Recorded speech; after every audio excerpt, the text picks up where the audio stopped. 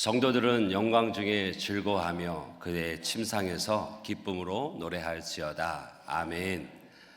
오늘 우리 갈릴리 성가대가 고백했듯이 때로는 내 삶의 무거운 짐도 하나님께서 도우심으로 말미암아 간증이 되어지는 우리의 삶인 줄 믿습니다. 성도들, 여호와 하나님께서 기뻐하시는 자기 백성, 여호와 하나님께서 구원하시는 자기 백성을 일컬어 성도라 말하고, 또 그 성도는 주의 임재 안에 주의 영광 가운데서 항상 즐거워하고 또 찬송하게 되어집니다. 그런데 오늘 축복해드린 말씀 안에 그들의 침상이라고 나옵니다. 침상은 사적인 개인적인 장소를 의미합니다. 침상은 하루 온종일 피곤하고 지친 몸을 쉬고 눕히는데 꼭 필요한 곳이죠. 그런데 또 이 침상은 반대로 고통 가운데 잠이 들지 못하고 뒤척이는 곳이기도 하고, 또 울며 기도하는 그런 아픔이 있는 것도 이 침상입니다. 하나님의 백성, 그 성도들은 그곳이 어디든지 낮이나 밤이나 우리가 어떠한 상황에 놓여 있든지 주님을 찬양하는 자라고 말하고 있고, 소망의 주님이 함께 하심으로 말미암아 감사와 기쁨, 찬양이 충만하기를, 또한 그렇게 되는 인생임을 시편 기자는 선포하고 고백하고 있습니다. 바라기는 우리의 삶이, 또 우리의 한 해의 인생이, 아니 지금까지 걸어온 삶이 어떠하든지 오직 주의 이름 안에 기뻐하고 감사하고 찬양하는 인생이 되어주시길 주님으로 축복합니다. 그 하나님께서 소망의 하나님이 되어주시고, 또 우리의 삶의 지난 날에 혹 잃어버린 시간 같고 버려지는 그런 사건 같을지라도 하나님 안에서는 어떤 시간도 어떤 순간도 버려지는 사건이 되어지지 않고 하나님의 선하신 뜻을 이루어가는 삶인 줄 믿습니다. 그 은혜가 귀한 성도님들 가운데 있기를 주님으로 축복합니다. 오늘날 우리 시대를 100세 시대 또는 120세 시대라고까지 얘기를 합니다. 사람이 오래 사는 것, 그것은 온 인류의 과업이었고, 그를 위해서 무단히 기술도 또 의료 지식도 발전해 왔습니다. 그런데 오래 사는 것 너무나 귀하고 또 소중한 일이지요. 그리고 성경에서도 장수가 하나님의 복이라고 말씀하고 계십니다. 우리 진주 땅이 또 이 장수의 복이 있는 것 같아요. 그 요양병원에 일하시는 어느 권사님의 얘기를 들어보면 70세는 젊으시다고 그래요.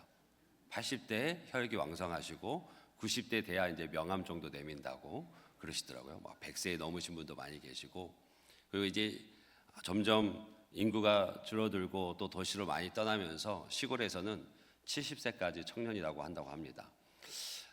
참 오랜 시간 또 많은 시간을 이 땅에서 살아가게 되어지는데 참 귀하고 복된 일입니다. 그러나 더 중요한 것은 우리가 어떻게 사느냐, 어떻게 살아왔는가, 한 번뿐인 인생 어떻게 사는가가 더 중요한 것 같습니다. 매사의 출발도 중요하고 과정도 중요한데요, 믿음 안에서는 그 끝이 너무나도 중요합니다. 그래서 사람이 떠난 후에 더 그리운 사람이, 더 기억나는 사람이 있는 것 같습니다. 그래서 사람은 앞모습보다 뒷모습이 더 아름다워야 한다는 말이 있고, 우리도 그 말에 공감을 합니다. 그래서 우리도 앞모습보다 뒷모습이 아름다운 사람이 되어지기를 바라고 그렇게 노력하고 있습니다. 오늘 디모데후서는 바울의 유언과도 같은데, 디모데에게 지금 바울이 편지를 쓰면서 자신의 마지막 삶을 예감하는 것 같습니다. 그래서 이 해 겨울이 오기 전에 속히 내게로 와달라고 얘기합니다. 당시 지중해는 겨울이 오면 배가 다닐 수 없을 정도로 얼어붙었기 때문에 그 추위가 겨울이 오기 전에 사랑하는 디모데야, 너를 꼭 보고 싶다라고 편지를 쓰고 있습니다. 이것은 계절의 겨울을 얘기하는 것이지만 인생의 겨울을 얘기하기도 하고요, 신앙의 겨울을 의미하기도 합니다. 세상의 모든 인생은 언제인지 모르지만 반드시 겨울이 찾아옵니다. 그래서 성도의 지혜는 겨울이 왔다고 원망하는 것이 아니라 다가오는 겨울을 준비하는 그것에 성도의 지혜가 있습니다. 바울은 다가오는 인생의 겨울을 깨닫고 자신의 인생을 정리하고 있습니다. 그리고 자신의 삶을 그 사역 가운데 기억나는 이들을 한 사람 한 사람 말하고 있는데, 그 중에는 그리운 사람이 있는가 하면 안타까운 사람도 있고 다시는 기억하고 싶지 않은 쓴 기억의 사람도 있었습니다. 역사학자 토인비는 세상에 세 종류의 사람이 있다고 말합니다. 이미 다들 많이 알고 계실 텐데, 첫 번째는 꼭 있어야 하는 사람입니다. 마치 꿀벌과 같이 남에게 유익을 주고 덕을 세우고 용기를 주고 희망을 주는 사람들, 꼭 있어야 하는 사람들입니다. 두 번째는 있으나 마나한 사람입니다. 개미와 같은 존재를 얘기하는데요, 남에게 손해는 끼치지 않습니다. 그러나 유익도 되지 않습니다. 세 번째는 꼭 없어야 되는 사람을 얘기합니다. 거미와 같은 존재라 비유하는데, 피해를 주고 사회에 악을 끼치고 사람들을 황폐하게 하는 사람들. 그래서 토인비는요, 이 세 번째 사람을 온 인류를 병들게 하는 악의 뿌리라고까지 말하고 있습니다. 하나님 나라에 꼭 필요한 사람들이 있습니다. 그래서 예수님께서는 12제자를 선택하셔서 하나님의 나라에 대해서 가르치시고 병을 고치시고 복음을 전파하셨습니다. 그리고 당신이 승천하신 이후에는 성령 충만한 사람을 필요로 하셨고, 성령을 보내줄 테니 기다리라 말씀하셨습니다. 그리고 기다리는 자에게 그 성령으로 충만하게 하셨습니다. 또 초대교회 직분자에게는 믿음과 성령과 지혜가 충만해서 칭찬받는 사람들을 선택하여서 직분자를 세웠고 교회를 섬겨가도록 만들었습니다. 주님께서는 하나님 나라에 꼭 필요한 사람들을 세우시고 그들을 통해서 하나님의 나라를 이루어 가셨습니다. 오늘 디모데후서 바울 사도의 유언과 같은 편지라고 이미 말씀드렸습니다. 그래서 그 끝이 비장하기도 하고 조금 쓸쓸하기도 합니다. 그 바울이 그 인생의 마지막에, 사역의 끝자락에 사랑하는 아들 제자 디모데가 너무 보고 싶습니다. 그래서 이 겨울이 오기 전에 오라고 얘기합니다. 우리는 모두가 하나님께 메인받은 사람입니다. 그런데 사람인지라 육신인지라 감정이 있는지라 어떨 때는 좋은 사람도 있고 또 함께하기 부담스러운 사람도 있습니다. 그것을 오늘 사도 바울이 솔직하게 말하고 있습니다. 그래서 사도 바울을 통해서, 그가 기억하는 사람들을 통해서 믿음의 길에서 우리가 만날 수 있는 세 가지 유형의 사람을 찾을 수 있습니다. 첫 번째는요, 데마와 같은 유형입니다. 믿음의 길을 잘 달리다가 어려움을 만나자 세상으로 되돌아가 버리는 경우입니다. 성경에 데마에 대한 출신 배경, 인적 사항 등 자세한 내용은 나와 있지 않습니다. 그러나 적어도 데마는 바울 사도의 선교사에게 신실한 동역자였음을 우리는 알 수 있습니다. 빌레몬서 1장 24절 보면 나의 동역자 마가 아리스다고 데마 누가가 문안하느니라 라고 하면서 데마의 이름이 속해 있습니다. 바울의 감옥에 갇혀있던 바울이 데마에 대해서 나의 동역자라고 말하고 있습니다.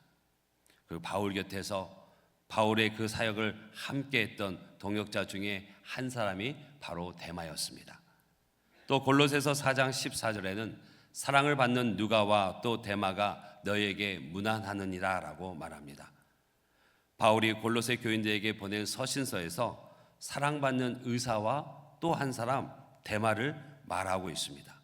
당시 골로새 교인들에게 기억해야 될 수고하는 자기의 동역자들을 얘기하는데 누가와 데마를 말하고 있는 것입니다. 데마는 그때 바울의 소중한 동역자였고 또 영적인 리더였습니다. 골로새서와 빌레몬서가 바울이 감옥에 수감되는 중에 썼던 것을 생각한다면 바울 생애에 가장 힘들고 어렵고 또 외로울 때에 곁에 있어 주었던 사람이 데마였고, 교회와 개인에게 동역자로 인정받을 만큼 신실했던 사람이 데마였습니다. 초대교회 한 문서에서는 바울이 로마에서 그 새방에서 복음을 전파하는데 거리를 걸을 때 바울의 오른편에는 누가가 있었고 왼편에는 데마가 함께 걷고 있었다라고 기록될 정도로 대마는 하나님을 사랑하는 사람이었습니다. 그런데 오늘 본문을 보니 이런 대마가 바울을 버리고 떠났습니다. 그 말씀을 보게 되면 10절에 대마는 이 세상을 사랑하여 나를 버리고 데살로니가로 갔다라고 얘기합니다. 대마가 로마에 와서 바울과 함께 복음 증거 사역을 하면서 왜 갑자기 이렇게 마음이 변했을까? 여러 가지 추측은 할 수 있습니다. 로마의 화려함을 봤을 것이고요. 또 바울 사도가 어려움에 그 박해에 있는 모습들을 보고 두려움이 찾아왔을 수도 있습니다. 이런 것들이 겹치면서 그는 바울을 떠나기로 결정을 했고 데살로니가로 갔습니다. 그런데 중요한 표현이 그 앞에 있습니다. 대마는 세상을 사랑하여 떠났다라고 말하고 있습니다. 여러분, 우리 인간은 자신이 사랑하는 것 곁에 있기를 좋아합니다. 그래서 내가 어디에 있는가, 내가 누구와 있는가, 내가 무슨 일로 시간을 보내는가를 살펴보면 내가 무엇을 사랑하는가를 알 수 있습니다. 이 세상의 쾌락, 이 세상이 추구하는 것, 이 세상 사람들이 살아가는 방식, 그게 너무 좋고 그게 너무 사랑스러우면 그것을 은연중에 또는 따라하게 되어집니다. 그것을 흉내내고 그것을 하는 것을 따라하게 되어지죠. 어린 아이들이 얼마나 아이돌을 따라합니까? 아직 말도 잘 못하는 아이들이 유튜브에서 영상을 보고 그 아이돌들의 춤을 따라하고 노래를 흥얼거립니다. 그리고 청소년기에는 그 아이돌이 그 말 뜻대로 우상이 되어져서 식음을 전폐하며 그 공연장을 따라다니는 아이들도 부지기수입니다. 참 슬픈 이야기입니다. 세상은요, 얼마나 이 세상을 사랑하게 만드는지, 그리고 하나님을 얼마나 멀리하게 만드는지, 이 세상은 아주 조직적으로 치밀하게 집요하게 반복적으로 그렇게 세상으로 가까이 다가오게 만듭니다. 그래서 믿음의 사람들은 깨어서 이것을 분별할 수 있어야 되는데 우리는 어떤 힘에 이끌려 이 세상을 살아가고 있는지 도무지 깊이 생각하려 하기를 원치 않습니다. 바울과 동역했던 데마, 그는 마지막 끝부분에서 바울을 떠났습니다. 바울이 겪고 있는 고난을 가까이서 봤고요. 그 고난의 위중함을 그는 알았습니다. 그래서 생각했는지 모릅니다. 이게 마지막 내가 걸어가야 할 길인가? 십자가가 마지막인가? 내가 하나님을 위하여 죽도록 헌신한 결과가 결국 처참하게 죽는 것인가? 하는 생각에 사로잡히고 두려움에 사로잡혀서 그와는 반대로 로마의 화려함에 마음이 빼앗겨서 결국 바울을 등지고 떠났던 것입니다. 저와 여러분은 어떻습니까? 하나님을 이렇게 사랑해서 매일 주일 성수를 하며 하나님을 예배합니다. 또 매일 새벽 말씀을 읽고 기도하고 예배합니다. 그런데도 일이 풀리지 않고 그런데도 어려움이 가중되어도 하나님을 따라가시겠습니까? 그래서인가요? 지금 바울은 감옥에 홀로 남겨져 있습니다. 예수님께서도 겟세마네 동산에서 잡히시기 전에 홀로 기도하셨습니다. 한 번도 가보지 않은 길을 걸어갈 때 그 길이 점점 험해지고 동행하는 사람이 보이지 않으면 불안할 수밖에 없습니다. 이때 자기가 가는 길이 올바른 길이고 반드시 가야 할 길이라는 확신이 없다면 돌아서게 됩니다. 사람은 본성적으로 편안한 삶을 살고 싶어 합니다. 아마 데마는 바울 없이 걸어가는 믿음의 길이 두려웠을 것이고 또 외롭게 느껴졌는지도 모릅니다. 그리고 바울과 같이 믿음의 길을 걷다 보면 바울과 같이 고난을 당하고 그렇게 사라질까 염려했을지도 모릅니다. 그래서 더 이상 앞으로 나아갈 용기를 잃어버리고 세상으로, 지금 편한 그 세상으로 발걸음을 옮기게 되어졌습니다. 여러분, 우리 인생은 누구도 살아본 적이 없는 처음 걷는 걸음입니다. 그래서 매일 똑같은 일상으로 여겨지지만 누구도 먼저 걸어본 적이 없는 새 날입니다. 그렇다면 그 한 번뿐인 인생 무엇을 의지하고 무엇을 바라보고 살아가시겠습니까? 대만은 처음에는 잘 시작했습니다. 주님을 만났고 또 주님을 통한 그 영원한 세계를 바라봤지만 그의 걸음은 두려움에, 염려에, 근심에 사로잡혀서 그 모든 것을 내려놓고 지금 편한 길을 찾아갑니다. 변심하게 되어집니다. 주님을 사랑했던 그 마음이 어느새 세상을 사랑하는 마음으로 바뀌어버리고 함께 동역했던 바울을 버리고 떠났습니다. 중도의 신앙이 무너지고 타락하게 된 것입니다. 끝까지 신앙을 지키지 못했습니다. 이에 대해서 야고보는 매우 엄중하게 경고하고 있습니다. 야고보서 4장 4절 보면 가늠한 여인들아 세상과 벗된 것이 하나님과 원수됨을 알지 못하느냐. 그런즉 누구든지 세상과 벗이 되고자 하는 자는 스스로 하나님과 원수되는 것이니라. 여기서 가늠하는 자는 실제로 몸을 파는 그런 여인들을 얘기하는 것이 아니라 하나님 안에서 하나님을 향한 그 신실한 사랑을 저버리고 다른 곳에 마음을 두는 모든 이들을 지칭하는 말입니다. 그래서 구약에서부터 하나님이 아닌 다른 신을 섬길 때 간음한다라고 말했습니다. 우리는 하나님만을 사랑하는 오직 하나님만을 바라보고 나아가는 믿음의 걸음이 되시길 주님으로 축복합니다. 대만은 세상을 사랑했습니다. 사명도 버리고 중도에 떠났습니다. 하나님을 결국 떠나고 맙니다. 두 번째, 마가와 같은 유형입니다. 중간에 한번 넘어졌으나 다시 일어나 잘 달린 사람이 마가입니다. 오늘 본문 11절 하반절을 보면 내가 올 때에 디모데야 네가 나에게 올 때에 마가를 데리고 와라. 그가 나의 일에 유익하니라 라고 말하고 있습니다. 오작동인 것 같습니다. 확인하고 말씀드리도록 하겠습니다. 바울은 자기의 인생을 마감하게 될 때 그것을 이미 인지하고 아들과 같은 사랑하는 제자 디모데를 부르면서 마가를 데리고 오라고 말하고 있습니다.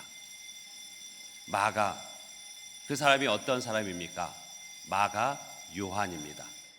마가는요 로마식 이름이고 요한은 히브리식 이름입니다. 또 바나바의 생질 조카라고 나오고 있습니다. 또 이 마가는 부유한 집안의 사람이었습니다. 오순절 성령 강림 때 120명이 모여 함께 성령을 기다리며 기도하는 곳이 마가의 다락방이었고, 베드로가 옥에 갇혔을 때 믿음의 사람들이 함께 모여 기도했던 곳도 바로 마가의 집이었습니다. 그렇게 믿음이 있고 열심이 있고 자신의 집을 내어줄 만한 헌신이 있는 마가가 바나바와 함께 바울과 함께 1차 전도 여행을 떠납니다. 그런데 그가 생각했던 것보다 그 과정이 많이 힘들었던 것 같습니다. 그래서 그것을 감당하지 못하고 중간에 밤빌리아 버가에서 선교팀에서 이탈하게 되어집니다. 그로 인해서 2차 선교 여행을 다시 꾸려 나가려고 할 때 바울과 바나바가 이 일로 인해서 심하게 갈등하게 되어집니다. 마가를 데리고 가느냐? 아니다. 놓고 가야 된다. 함께 할 수 없다. 이 두 의견이 충돌되어졌고 결국은 바나바가 마가를 데리고 구브로로 갔고 바울은 신라를 세워서 동역자로 함께 수리아로 떠나게 되어집니다. 마가는요 불성실했습니다. 책임을 다하지 못했습니다. 중도에 포기했습니다. 실패했습니다. 좌절을 경험했습니다. 그 이후에 마가가 어떻게 회복되었는지 또 어떤 삶을 살았는지는 성경에 자세히 기록되어지진 않습니다. 그런데 몇몇 구절에서 그가 회복되어진 것을 보게 되어집니다. 아리스도가와 유스도와 함께 하나님 나라를 위해 동역자로 세워져 있음을 바울이 말하게 되어지고요. 바울이 옥에 있을 때 마가로부터 진정한 위로를 받게 되었다고 골로새서는 기록하고 있습니다. 바울은 이제 마가가 나의 일에 유익한 사람이니 그를 꼭 데리고 오라고 말하고 있습니다. 마가는 그 자세한 내용은 나와 있지 않지만 베드로와 한동안 함께 지냈던 것 같습니다. 그래서 베드로가 들려준 이야기를 듣고 마가복음을 기록합니다. 마가는 슬픈 또 쓰디쓴 실패를 경험했습니다. 그런데 베드로 역시 뼈아픈 실패를 경험했던 사람입니다. 주님 앞에서 주님의 가장 큰 수제자로서 내가 결코 주님을 떠나지도 버리지도 않겠다라고 호언장담했지만 정작 그 주님의 주되심을 선포해야 될 그 순간에, 주님이 나의 주님이사 고백해야 되는 그 순간에 주님의 말씀대로 닭이 3번 울기 전에 3번 주님을 부인하게 되어집니다. 그 실패를 경험했던 베드로가 이 마가의 삶을, 또 이 마가의 그 실패를 알고 함께했던 것 같습니다. 치유받은 자가 치유할 수 있듯이 베드로가 마가의 치유와 회복을 위해서 누구보다 노력했고 도왔던 것입니다. 그래서 베드로는요, 마가를 내 아들 마가라고 부르고 있습니다. 마가는 자신이 실패한 것이 가슴 아팠습니다. 하나님의 진리와 복음의 역사에 즉시 순종해야 된다는 것을 깨닫게 되어집니다. 그래서 그가 기록한 마가복음은 즉시라는 단어가 가장 많이 등장하고 군더더기가 없습니다. 핵심만 또렷하게 전달이 되고 있습니다. 여러분, 인생을 살면서 실패하지 않는 사람이 어디 있습니까? 혹 우리 중에 나는 실패를 한 번도 경험해 보지 않고 살아왔다고 자신 있게 말하실 수 있는 분이 계실까요? 우리 모두 부족하고 연약합니다. 그래서 실패를 경험하지 않을 수 없습니다. 이런 점에서 바울이 디모데에게 네가 올 때에 마가를 데리고 오라, 저가 나의 일에 유익하니라 하는 이 말은 오늘 우리에게 격려가 되어지고 용기를 줍니다. 마가에게는 실패의 아픔이 있었지만 그것이 영적 성숙을 위한 디딤돌이 되어졌습니다. 우리도 하나님 앞에 얼마나 많이 넘어지고 실패하고 하나님 보시기에 부끄러운 모습을, 그 내 마음을 감추고 살아갑니까? 작년에 새해를 맞이하며 얼마나 많은 기대를 하고 또 약속을 하고 계획을 세우고 살아오셨습니까? 특별히 믿음 안에서 넘어지시진 않았는지요? 혹 믿음 안에서 하나님 보시기에 기뻐하시지 않는 모습들이 내 안에 있진 않으신지요? 오늘 주의 음성이 들려지길 원합니다. 이는 내 일에 유익한 자니 꼭 데리고 오라라는 바울이 디모데에게 부탁했던 그 말이 오늘 주의 음성으로 들려지기를 주님으로 축복합니다. 마지막으로 누가와 같은 유형입니다. 시작부터 끝까지 시종일관 잘 달린 사람입니다. 11절 상반절에 보면 누가만 나와 함께 있다라고 얘기합니다. 누가는요, 유대인이 아닙니다. 누가는 헬라인이었고 직업은 의사였습니다. 다소에서 바울을 통해서 예수 그리스도를 영접한 이후에 그 사명을 갖고 바울과 함께 동역합니다.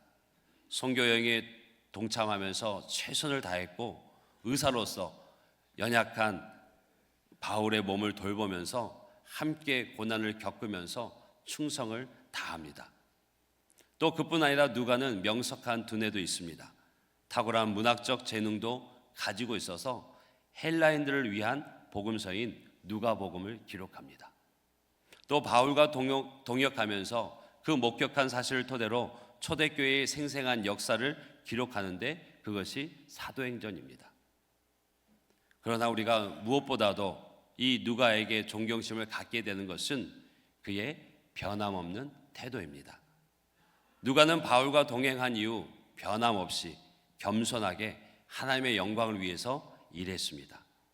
바울의 말년에 모두가 바울의 곁을 떠났지만 누가만은 끝까지 그 자리를 지키고 충성을 보여주었습니다. 여러분, 사람은 변합니다. 자주 변하는 누군가를 떠올릴 필요 없이 우리 자신이 하나님 앞에 보면 많이 변합니다.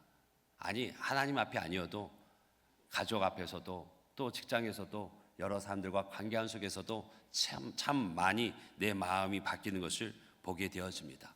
그래서 바람 따라 흔들리는 갈대와 같다는 말을 하는지도 모르겠습니다. 사람들은 변함이 없는 소나무 그리고 대나무 그 절개를 노래하게 되어지고 또 누가와 같은 충성심 있는 사람을 보면 크게 감동을 받게 되어집니다. 여러분, 에베소 교회 요한계시록에 나타나는 7교회 중에 에베소 교회 참 모든 일에 잘했습니다. 칭찬받았습니다. 그런데 딱 한 가지 하나님께 책망받은 일이 있었습니다. 그것은 주님께 처음 사랑을 잃어버렸다는 것. 처음 사랑은 뜨겁습니다. 순수하고 또 희생적입니다.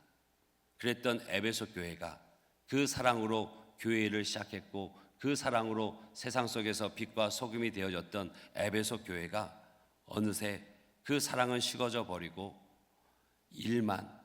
그 사랑은 식어져 버리고 교회의 이름만 남게 되어집니다. 성도들 간의 사랑이 식어지고 영혼에 대한 사랑이 식어지고 맡겨주신 사명에 대한 열심도 식어지고 하나님께 대한 사랑마저도 식어지는 교회가 되어져서 하나님께 책망을 받습니다. 사랑하는 하나님은 우리의 믿음이 우리의 사랑이 식어지지 않기를 원하십니다. 세월이 갈수록 그 사랑이 더욱 뜨거워지길 원하고 하나님과 더 깊은 교제를 나누길 원하고 자신을 향한 믿음 가운데 견고히 세워지기를 우리 아버지 하나님은 바라고 또 바라고 계십니다. 누가는 우리 모든 믿음의 사람들에게 좋은 은혜의 팁을 알려줍니다. 누가복음 24장 29절 보면 볼지어다 내가 내 아버지께서 약속하신 것을 너희에게 보내리니 너희는 위로부터 능력이 입혀질 때까지 이 성에 머물라고 말했습니다. 누가가 처음부터 마지막까지 힘써 달릴 수 있었던 것, 또 마가가 한번 넘어지고 실패하고 좌절을 경험했지만 다시 일어설 수 있었던 것은 바로 위로부터 임하는 성령의 능력을 입혀졌기 때문에 그렇습니다. 우리의 생각, 우리의 의지, 우리의 노력으로는 이 믿음의 길을 완주할 수 없습니다. 아니 우리의 인생의 길조차도 이리저리 갈팡하는데 정신이 없을 정도입니다. 그런데 누가는 정확히 알았습니다. 내 힘으로 되어지지 않는 것이고 내 의지로 살아낼 수 없는 것임을 알았기에 주님의 말씀하신 대로 위로부터 부어지는 그 능력을 입혀질 때까지 이 성에 머물라라고 말하면서 그 성령을 기다렸을 때 성령의 충만함이 덧입혀졌을 때 그들은 비로소 증인이 되어졌고 주님의 제자로서의 그 삶을 걸어가게 되어졌습니다. 바라기는 그 성령이 오늘 우리 가운데 충만히 임하기를 주님으로 축복합니다. 오직 하나님의 사랑이, 오직 하나님의 은혜가, 오직 하나님의 능력이 우리에게 부어질 때 우리가 원하고 계획하고 소원하는 대로 주님의 그 믿음의 길을 힘써 달려가게 되는 줄 믿습니다. 오직 그 영이 임할 때 바울이 로마서 8장에서 얘기하듯이 육신을 따르는 자는 육신의 일을, 영을 따르는 자는 영의 일을 생각한다고 말하듯이 주의 성령이 임할 때 우리는 세상의 영이 아닌 거룩한 영, 하나님의 영을 따라서 생각하고 걸어가게 되어집니다. 바라기는 그 성령의 능력을 입은 사람들로서 진리를 깨닫고 성령의 생각하게 하심을 따라 시종일관 끝까지 믿음의 길을 경주하는 여러분과 제가 되기를 주님으로 축복합니다. 여러분, 우리 이지선 자매 다 아시지요? 이제는 교수님이라는 호칭이 더 잘 어울릴 것 같은데 대학생 시절에 불의의 교통사고로 전신이 3도 이상 중화상을 입었던 그 자매가 그의 간증의 엔딩에서 빼놓지 않고 하는 이야기가 있습니다. 그가 미국에 넘어가서 공부할 때에 그가 이렇게 얘기합니다. 무식하면 용감해진다고. 자신이 섬기고 있던 푸름의 재단을 위해서 아무것도 모르고 마라톤에 참가하겠다고 약속을 합니다. 그것도 풀코스 마라톤을요. 자신이 달려본 최고 기록은 8km인데 그 이상 42.195km를 달리겠다고 참가 신청을 한 것입니다. 결과는 어땠을까요? 그 과정은 어땠을까요? 안 봐도 뻔합니다. 여러분들에게 지금 나가 1.5km만 뛰어보라고 해도 욕을 하실 겁니다. 왜요? 쉽지 않습니다. 훈련되지 않은 이들이 42.19km를 뛴다는 것은 불가능합니다. 그래서 그도 8km를 넘어서부터는 걸어갔습니다. 15km, 20km까지 걸어가면서 그녀는 깨달은 것이 있다고 합니다. 왜 인생이 마라톤과 같은지. 그의 이야기를 제가 좀 전해드리면 그는 이렇게 고백합니다. 어디서 그만둬야 할지 잘 모르겠더라고요. 응원을 받으며 걷다 보니 그만둬도 되는 지점을 결정할 수가 없었어요. 한 발자국 내딛기도 힘들어 주저앉아 있는데 그만둬도 괜찮아 라고 해주신 분이 한 분도 없었어요. 응원해 주신 분들마다 이미 10km 이상 남았는데도 다 왔다 힘내 라고 하셨어요. 그래서 그냥 걷기 시작했어요. 이제 정말 그만둘 때가 왔다고 느꼈을 때 저 멀리 한 분을 만났습니다. 7km 정도 남았을 때 누군가 저를 알아보더니 이지선 화이팅 하는 거예요. 모르는 분이었어요. 제 홈페이지에서 마라톤 도전 소식을 듣고 몇 시간 동안 그 자리에 기다리고 계셨던 거지요. 스스로 생각했어요. 양심이 있지 거기서 그만둘 수는 없었어요. 그때부터 그 이지선 자매에게는 이상하게 힘이 났다고 합니다. 비록 달리지는 못했지만 힘차게 걸으면서 스스로 다짐했다고 얘기합니다. 저분처럼 인생의 마라톤에서 지쳐있는 사람들을 응원하며 살아야겠다고. 그렇게 그는 걸어서 7시간 22분 26초 꼴찌로 마라톤을 완주합니다. 그 시간쯤 되어지면 그 길가에 서서 응원하던 사람들이 다 사라지고 그 행사를 진행하던 스태프들이 일을 정리하기 바쁜 그 시간. 근데 그는 포기하지 않고 끝까지 걸어서 피니시 라인을 통과합니다. 그리고 그가 한 말이 1등이 나만큼 기쁠까 싶어요. 너무너무 그만두고 싶던 그 순간들이 있었지만 죽을 것 같을 뿐 죽은 게 아니었어요. 이 레이스가 나를 죽이지 않는다. 내가 그만두지 않는 한 이 레이스는 계속된다. 그 말을 남깁니다. 이지선 자매가 마라톤을 처음 뛰어본 마라톤을 완주할 수 있었던 이유가 어디에 있습니까? 힘들고 지칠 때마다 다 왔어요. 힘내세요. 조금만 더 가면 돼요. 힘내세요. 라고 응원해 주시는 분들이 계셨기 때문입니다. 그 응원이 있었기 때문에 어디서 멈춰야 할지를 몰랐고 그렇게 걸어갔고 이제는 정말 아니다 싶어서 이제는 죽겠다 싶어서 마라톤을 멈추려고 하는데 저 멀리서 모르는 사람이 그 홈페이지에서 마라톤에 참가한다는 얘기를 듣고 몇 시간째 그곳에 오기를 이미 많은 선수의 그룹들은 다 지나가고 이지선 자매가 달리고 있는지 멈췄는지도 알지 못하는데 그 이지선 자매만을 기다리면서 몇 시간째 서 있던 그 누군가를 만나서 그 입술에 이지선 화이팅! 그 얘기를 들었을 때 진심으로 응원해 줬을 때 그는 다시 힘을 냅니다. 다시 힘을 내서 걷는 것만이 아니라 스스로 다짐하게 되어지죠. 나도 반드시 저 사람과 같이 인생의 마라톤에서 지쳐있는 누군가에게 응원할 수 있는 응원하는 삶이 되어야겠다고 그는 다짐을 합니다. 저는 한 해를 마무리하는 송년주일에 우리 사랑하는 성도님들이 서로를 향해서 이렇게 응원하는 성도님들 되시길 주님으로 축복합니다. 인생의 그 마라톤, 지금 여러분들이 어느 시점에 달리고 계신지 또 어떤 상황을 겪고 계신지는 다 알지 못하지만 힘내라고 응원한다고 함께 걷자라고 하는 저와 여러분이 되시길 주님으로 축복합니다. 그리고 무엇보다도 지금 이 순간에도 우리를 보시고 응원하시는 예수님이 계십니다. 저 하늘 보좌에서도 한순간도 우리를 향해서 그 시선을 떼지 않으시고 우리를 응원하고 계십니다. 지금도 우리를 위해서 기도하고 계십니다. 우리 예수님의 가장 큰 기도 제목이 누군지 아십니까? 바로 저입니다.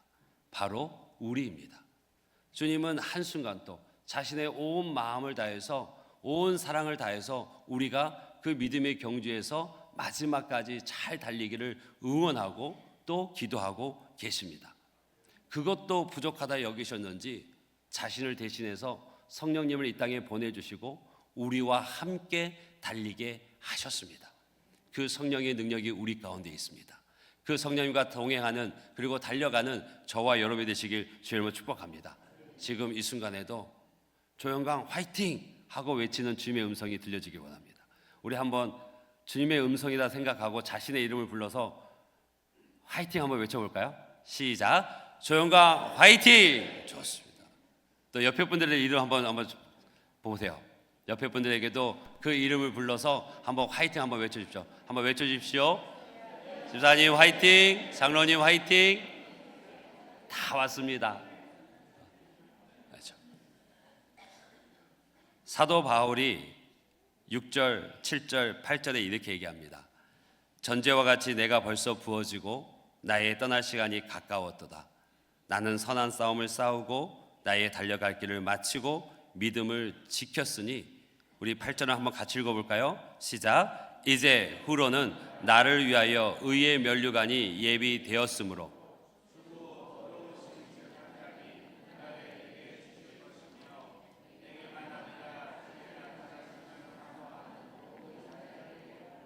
아멘.